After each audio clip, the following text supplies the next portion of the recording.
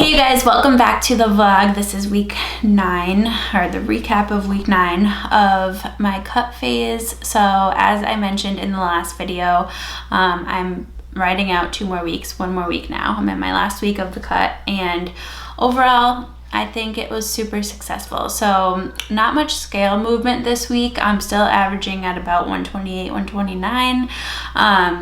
And I think that, some of that is masked by stress, but overall sleep has been really on point. Digestion has been really on point since adding in the greens and the reds and just prioritizing fiber. And then just, consistency as far as hitting my numbers. I think I took 1 untracked day this week overall, just because it was another super high stress day.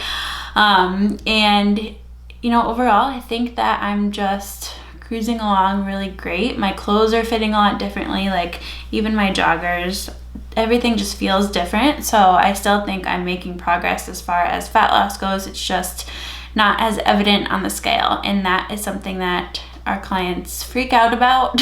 And initially, even now, me as a coach, I know that the scale doesn't always tell you or show the bigger picture or tell you exactly what's going on. But until I really felt a difference in my clothes this week and reminded myself that strength is still increasing right now too, body composition changes are happening. I look super lean. And overall, I'm just really proud of the progress I've made so far during this cut phase. So super excited to finish out this week, and then I will start the reverse next week. So in next week's video, you can expect me kind of introducing the reverse phase, what that really entails, how I'm going about it for me personally. But always keep in mind, even everything that I've shared throughout this cut phase, this is all specific to me and my journey. So again, even if you follow my reverse protocol for myself to a T, that may or may not give you results just based on where you're at, where you're starting, what your goals are, how your body responds. So I will kind of just show you how I navigate that throughout each week. But I'm just really ready and excited to be eating more food and really pushing performance in the gym and just focusing on a different phase right now. You have to also remind yourself that you can't live in a deficit forever. And while I probably could push it a few more weeks with this cut phase, I don't really want to be cutting leading up to like Thanksgiving and the holidays. Just not that we're doing anything crazy this year, but I just want to, focus on eating some more food again and just not really be super hungry all the time and really push my performance in the gym, get stress managed, sleep even better, and all of that's going to come from eating more food. So that's my main priority with the reverse, is to just really feel my best. That's that. I'll go into that more next week, but I will put my progress photos up on the screen here to show you guys the first week versus this week. So that's 9 weeks of dieting. Again, I didn't have much body fat to lose, but I would say there are noticeable differences, especially when I'm flexing. I notice it a lot when I'm lifting in the gym and watching my videos back, just seeing my muscles pop more, and that's really all I wanted to achieve with this. And I'm still in a fairly good head space as far as the dieting mindset goes. I've fully adjusted to eating lower calories again and kind of pushing myself to get creative with meals, making sure that I'm making mindful choices and not just eating whatever because it's available. So I think that there were a lot of perks to this phase, and just experiencing all of that again since I haven't since before pregnancy. But in this video, I also wanted to bring you guys through my morning routine, and with my morning routine success comes my night routine. So they're definitely intertwined, and I think that's something a lot of people don't really realize. So I'm going to start by just explaining quickly what my night routine is, because that kind of sets me up for success with the morning. So I didn't really film my night routine, but I'll just kind of walk you guys through it. So basically, Josh and I both go to bed fairly early just because Kai's sleep is all over the place, and if we don't prioritize that, we're not getting enough sleep, and then we're on edge and stress is higher, and it just compounds into not a good flow of anything. So we aim to be in bed by 9:30 every single night. Weekdays, weekends, we're not going out right now, so it's been fairly easy, but we really don't go out much anyway. And it feels really good to kind of wind down at night and focus on reading a couple pages before bed and then going to sleep early. And honestly, by that time, I'm exhausted anyway.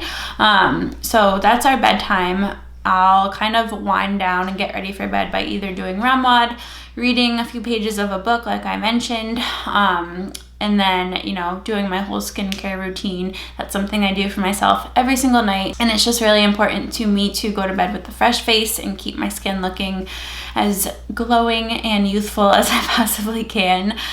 So I do my skincare, put on my PJs, and I either do some Ramwad and stretching, or I climb into bed, read a few pages of my book, set my alarm, and I do sleep with my Apple Watch. So I'll usually put this on the charger when we wind down to watch TV or while I'm eating dinner, because I'm not going out and doing any more activity after that. So I'll let it charge before bed, and then it's fully charged when I get into bed, pop it on, and I just set my alarm on here. And my alarm I keep on the vibrate mode, so it's not a loud blaring sound. It wakes me up kind of gently, and it doesn't wake up the dogs or Josh or anyone either that way.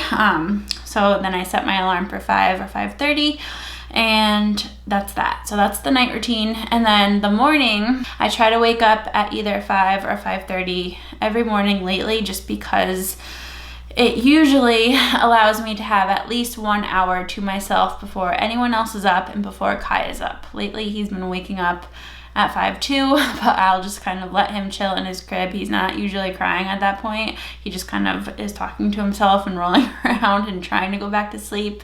Doesn't usually happen. So hopefully he'll get through that phase, but I usually don't get him until 6 or 6:15, 6:30, whenever he actually wakes up normally. So I'll wake up, I'll go into the bathroom. I missed a really important part of my night routine, which is I always pick out my clothes for the next morning the night before. So whether I'm planning on working out or just working or have a rest day, I'll pick out my socks, my underwear, my bra, everything, a sweatshirt, and I will put it on our little bookshelf, which is right next to the bathroom. So when I wake up, my alarm goes off, I roll out of bed, I grab my clothes, bring them into the bathroom, use the bathroom, take off my clothes, weigh myself, and then I'll get dressed, and then I will do my morning skincare routine, which you will see here.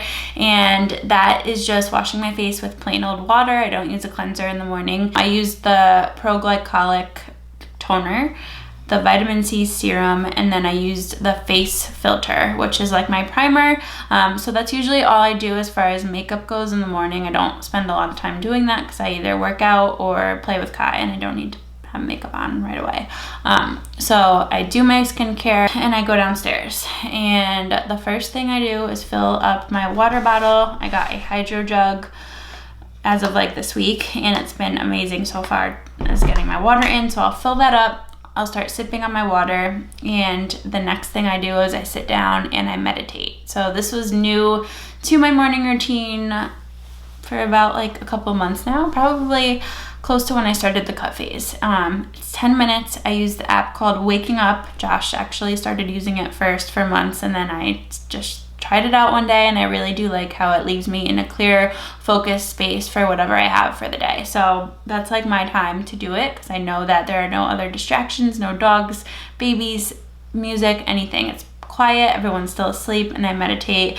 So I just sit on our couch and I do that for 10 minutes, and then I grab my water, still sipping on my water, and I go into work mode for a little bit. And I just do as many client check-ins as I have, and just get as much done as I possibly can, answer any messages from the night before, answer any emails, and I'll just do what I can until it's time for me to get Kai at 6.